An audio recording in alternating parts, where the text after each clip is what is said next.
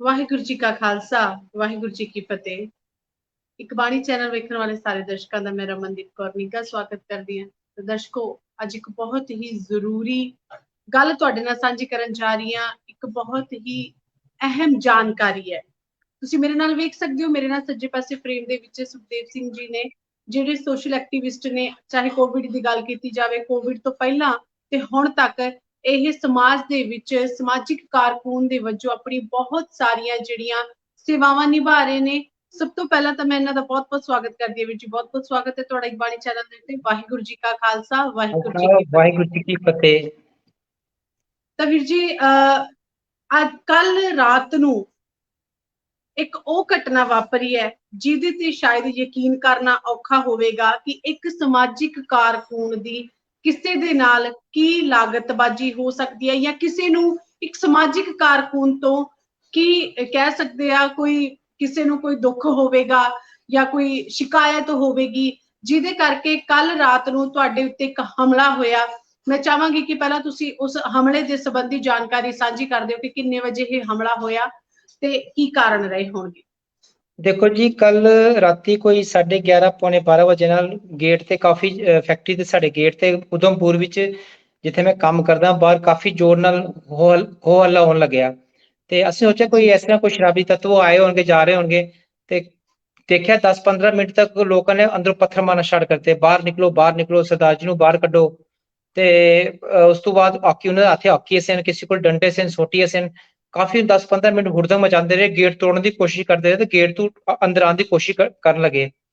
ਤੇ ਜਿਲੇ ਮੈਂ ਦੇਖਿਆ ਚੀਜ਼, ਮੈਂ ਇਮੀਡੀਏਟਲੀ ਪੁਲਿਸ ਨੂੰ ਫੋਨ ਕੀਤਾ ਤੇ ਪੁਲਿਸ ਨੂੰ ਆਉਣ ਨੂੰ 10-15 ਮਿੰਟ ਤੇ ਲੱਗ ਹੀ ਗਏ। ਲੇਕਿਨ ਇਹ ਹੈ ਕਿ ਸ਼ੁਕਰ ਕਰੋ ਵਾਹਿਗੁਰੂ ਦਾ ਕਿ ਸਟਾਫ ਦੇ ਲੋਕ ਮੇਰੇ ਸਾਰੇ ਇੱਥੇ ਹੀ ਸਨ। ਸਾਰੇ ਉਹਨਾਂ ਨੇ ਕੋਸ਼ਿਸ਼ ਕੀਤੀ ਤੇ ਉਹ ਦੇਖ ਕੇ ਤੇ ਉਹ ਨਸ ਗਏ ਉੱਥੋਂ ਦੀ। ਉਹ ਇੰਨੀ ਦੇਰ ਤੇ ਪੁਲਿਸ ਵੀ ਆ ਗਈ ਸੀ ਤੇ ਔਰ 5 ਜੀ ਵੀਰ ਤੋਂ ਜੀ, 7 ਬੰਦੇ ਸਨ ਕੋਈ। ਜੀ ਵੀਰ ਜੀ, ਸਮਾਂ ਕੀ ਸੀ? ਕੋਈ 11:30 ਪੌਣੇ 12 ਵਜੇ ਰਾਤ ਦਾ। ਜੀ, ਜਗ੍ਹਾ ਕੀ ਸੀ ਵੀਰ ਜੀ ਜਿੱਥੇ ਹਮਲਾ ਹੋਇਆ? ਉਧਮਪੁਰ ਫੈਕਟਰੀ ਹੈ ਮੇਰੀ, ਉੱਥੇ ਹੋਇਆ।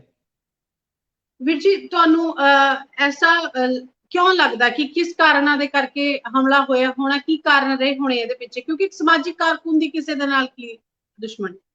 ਦੇਖੋ ਰਮਨਦੀਪ ਜੀ, ਮੈਨੂੰ ਕਾਫੀ ਦੇਰ ਹੋ ਗਈ, ਤੁਸੀਂ ਵੀ ਦੇਖਦੇ ਹੋਣੇ, ਤੁਸੀਂ ਕਾਫੀ ਵਾਰ ਕਵਰ ਕੀਤਾ ਹੈ। ਮੈਂ ਲੋਕਾਂ ਦੀ ਸੇਵਾ ਹੀ ਕਰਦਾ ਹਾਂ।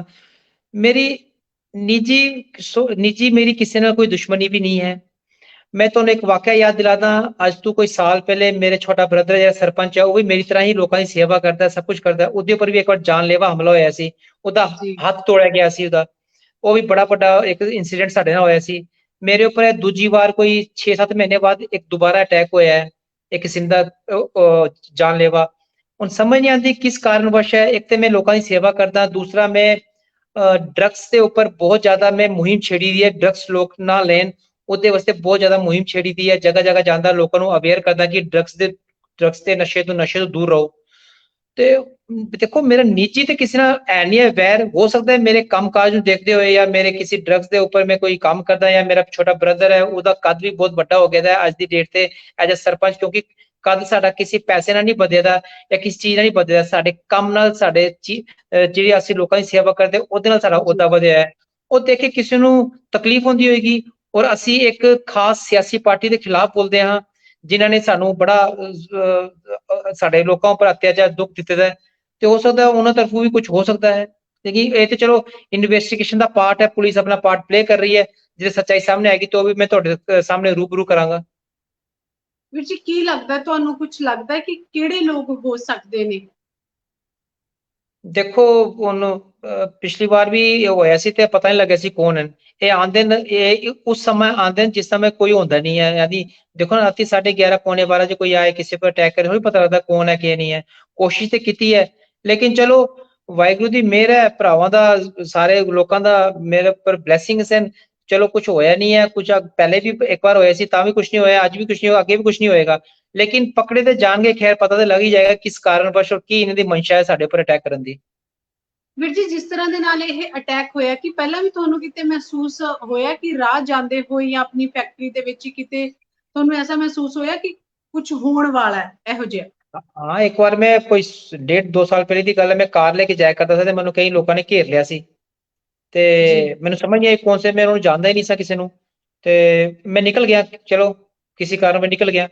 ਲੇਕਿਨ ਇਹ ਚੀਜ਼ਾਂ ਹਰ 6-7 ਮਹੀਨੇ ਬਾਅਦ ਮੇਰੇ ਨਾਲ ਜਾਂ ਮੇਰੇ ਬ੍ਰਦਰ ਨਾਲ ਕਦੇ ਕਦੇ ਹੋ ਹੀ ਜਾਂਦੀ ਹੈ। ਤੇ ਹੁਣ ਵੀ ਦੇਖੋ, ਫਿਰ ਮੈਂ ਉਹੀ ਗੱਲ ਦੁਹਰਾਂਗਾ, ਪਰਸਨਲ ਰੰਜਿਸ਼ ਮੇਰੀ ਕਿਸੇ ਨਾਲ ਨਹੀਂ ਹੈ। ਜੇ ਮੈਂ ਇੱਕ ਤੇ ਆਪਣਾ ਕੰਮ ਨਾਲ ਵਾਸਤਾ ਰੱਖਦਾ, ਔਰ ਦੂਸਰਾ ਲੋਕਾਂ ਦੀ ਸਮਾਜ ਵਿੱਚ ਸੇਵਾ ਕਰਦਾ, ਇਸ ਤੋਂ ਇਲਾਵਾ ਤੀਸਰਾ ਕੋਈ ਹੋਰ ਮੈਂ ਕੰਮ ਕਰਦਾ ਹੀ ਨਹੀਂ। ਤੇ ਮੇਰੇ ਜੀ ਨਾਲ ਪਰਸਨਲ ਰੰਜਿਸ਼ ਤੇ ਹੈ ਨਹੀਂ। ਕੋਈ ਹੋਰ ਕਾਰਨ ਹੋਏਗਾ, ਕਿਸੇ ਕਾਰਨ ਕਿਸੇ ਨੇ ਕਰਾਇਆ ਹੋਏਗਾ, ਮੈਨੂੰ ਡਰਾਉਣ ਦੀ ਕੋਸ਼ਿਸ਼ ਕਰ ਰਹੇ ਹੋਣਗੇ ਕਿ ਇਹ ਅੱਗੇ ਵੱਧ ਰਿਹਾ, ਚੱਲ ਰਿਹਾ ਹੈ। ਅੱਜ ਕੱਲ ਤੁਸੀਂ ਦੇਖਿਆ ਹੋਏਗਾ, ਮੈਂ ਤੁਹਾਨੂੰ ਇੱਕ ਹੋਰ ਚੀਜ਼ ਦੱਸਦਾ, ਸ਼ਾਇਦ ਲੋਕਾਂ ਨੂੰ ਅਜਮ ਨਹੀਂ ਹੋਏਗੀ ਇਹ ਗੱਲ, ਕਿ ਤੁਸੀਂ ਬਹੁਤ ਵੱਡਾ ਇੱਕ ਉਪਰਾਲਾ 400 ਸਾਲਾ ਗੁਰੂ ਤੇਗ ਬਹਾਦਰ ਜੀ ਦਾ ਅਸੀਂ ਮਨਾ ਰਹੇ ਹਾਂ ਵਿਗਿਆਨ ਆਸ਼ਰਮ ਵਿਖੇ। ਜੀ ਤੇ ਜੀ ਇੱਕ ਮੈਂ ਵੀਰ ਅਜੀਤ ਸਿੰਘ ਉਹਦਾ ਬਹੁਤ ਧੰਨਵਾਦੀ ਹਾਂ, ਜੇ ਬੜਾ ਅੱਛਾ ਇੱਕ ਮੁਹਿੰਮ ਲੈ ਕੇ, ਏਕਤਾ ਦਾ ਇੱਕ ਮੁਹਿੰਮ ਲੈ ਕੇ ਚੱਲ ਰਹੇ ਨੇ ਅੱਗੇ। ਜੀ ਤੇ ਜੀ ਮੈਂ ਵੀ ਉਹਦੇ ਚ ਪਾਰਟਿਸਿਪੇਟ ਕਰ ਰਿਹਾ। ਤੇ ਯਕੀਨ ਮੰਨੋਗੇ, ਮੈਨੂੰ ਵੀ ਕਈ ਲੋਕਾਂ ਨੇ ਇਸ ਮੁਹਿੰਮ ਤੋਂ ਹਟਣ ਦੀ ਮੈਨੂੰ ਚੇਤਾਵਨੀ ਦਿੱਤੀ ਹੈ ਕਿ ਨਹੀਂ ਜਾਇਆ ਕਰੋ। ਤੇ ਬਹੁਤ ਸਾਰੀ ਚੀਜ਼ਾਂ ਹੁਣ ਜਿਹੜੇ ਬੰਦਾ ਬੈਠਦਾ ਹੈ, ਐਜ ਅ ਇੰਸੀਡੈਂਟ ਹੁੰਦਾ ਤੇ ਬੰਦਾ ਸੋਚਦਾ ਯਾਰ ਇਹ ਮੈਂ ਕੀ ਪਤਾ ਮੈਂ ਇਹਦੇ ਨਾਲ ਚੱਲ ਰਿਹਾ ਤਾਂ ਤੇ ਨਹੀਂ ਹੋਇਆ। ਜੀ ਜੀ ਤੇ ਬਹੁਤ ਸਾਰੀ ਚੀਜ਼ਾਂ ਜੀ ਰਮਨ ਜੀ ਮੈਂ ਹੁਣ ਤੁਹਾਨੂੰ ਕਿ ਮੈਂ ਤੁਹਾਨੂੰ ਸ਼ੇਅਰ ਕਰ ਰਹਾ। ਜੀ ਜੀ ਜੀ ਬਿਲਕੁਲ ਵੀਰ ਜੀ। ਹੁਣ ਆਪਾਂ ਇਸ ਚੀਜ਼ ਨੂੰ, ਜਿਵੇਂ ਤੁਸੀਂ ਵੀ ਕਹਿ ਰਹੇ ਹੋ ਕਿ ਕਿਸੇ ਦੀ ਸੋਚ ਹੋ ਸਕਦੀ ਹੈ, ਪਰ ਵੀਰ ਜੀ ਇਹ ਨਹੀਂ ਲੱਗਦਾ ਕਿ ਜੇਕਰ ਇਹਦੇ ਉੱਤੇ ਹੁਣ ਸਖਤ ਕਾਰਵਾਈ ਇਸ ਚੀਜ਼ ਦੇ ਉੱਤੇ ਨਾ ਹੋਵੇ ਤਾਂ ਕਿਸੇ ਵੱਡੀ ਘਟਨਾ ਦੇ ਵੱਲ ਇਸ਼ਾਰਾ ਨਾ ਹੋਵੇ ਇਹ।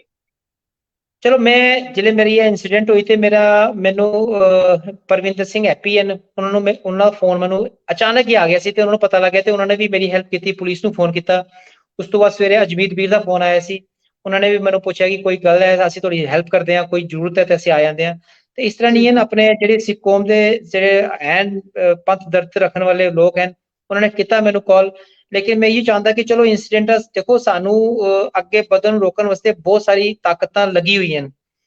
ਤੇ ਅਗਰ ਅਸੀਂ ਇਹੋ ਜਿਹੜਾ ਏਕਤਾ ਦਾ ਸਬੂਤ ਲੈ ਕੇ ਅਸੀਂ ਚੱਲ ਰਹੇ ਹਾਂ, ਜਿਹੜੀ ਮੁਹਿੰਮ ਅਸੀਂ ਸਟਾਰਟ ਕੀਤੀ ਹੈ, ਇਸ ਨੂੰ ਮੈਂ ਸਭ ਨੂੰ ਆਪਣੀ ਤਰਫੋਂ ਰਿਕੁਐਸਟ ਕਰਦਾ ਹਾਂ ਕਿ ਇੱਕ ਹੋ ਕੇ ਚਲੋ।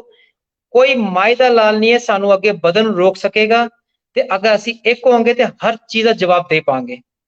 ਜੀ ਬਿਲਕੁਲ ਵੀਰ ਜੀ। ਕਿਆ ਇਹ ਇੱਕ ਮਤਲਬ ਤੁਸੀਂ ਕੀ ਸਮਝਦੇ ਹੋ, ਤੁਹਾਡੀ ਸੋਚ ਕੀ ਕਹਿੰਦੀ ਹੈ? ਅਗਰ ਇੱਕ ਸਮਾਜਿਕ ਕਾਰਕੁਨ, ਸਮਾਜ ਦੀ ਸੇਵਾ ਕਰਨ ਵਾਲਾ ਸੇਫ ਨਹੀਂ ਹੈ, ਉਹਦੇ ਉੱਪਰ ਇਹੋ ਜਿਹਾ ਹਮਲਾ ਹੋ ਸਕਦਾ, ਤੇ ਮੈਨੂੰ ਲੱਗਦਾ ਸਾਡੇ ਵਰਗਿਆਂ ਦਾ ਇਸ ਸਮਾਜ ਦੇ ਵਿੱਚ ਕੀ ਹੋਵੇਗਾ। ਦੇਖੋ ਰਮਨ ਜੀ, ਇਹ ਹਮਲਾ ਮੈਂ ਕਈ ਵਾਰ ਮੰਨਦਾ ਕਿ ਪੱਗ ਉੱਪਰ ਵੀ ਹੈ।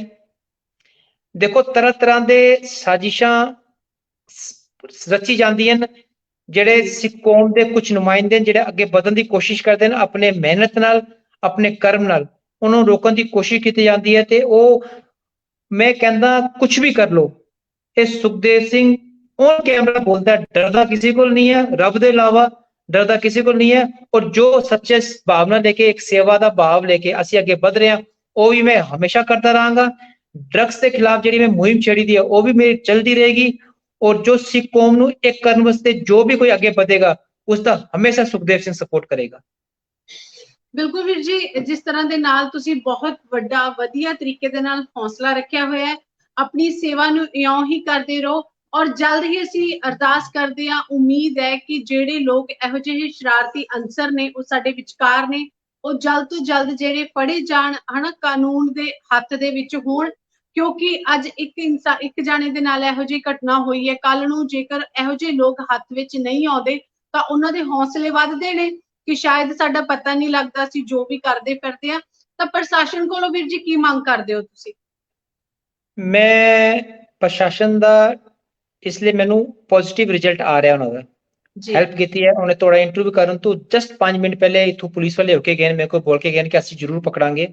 ਕਿਉਂਕਿ ਦੇਖੋ, ਮੈਂ ਕਮਾਂਡਰ ਨਾਲ ਨਹੀਂ ਕਹਿ ਰਿਹਾ ਜਾਂ ਮੈਨੂੰ ਆਪਣੇ ਆਪ ਪਰ ਉਹ ਨਹੀਂ ਹੈ, ਮੈਂ ਇਹ ਕਹਿ ਰਿਹਾ ਕਿ ਮੈਂ ਸੇਵਾ ਦਾ ਜਿਹੜਾ ਇੱਕ ਮੁਹਿੰਮ ਛੇੜੀ ਦੀ ਹੈ ਔਰ ਕੁਝ ਅੱਛੇ ਕੰਮ ਕਰ ਰਿਹਾ ਹਾਂ ਰੱਬ ਦੀ ਮਿਹਰ ਨਾਲ।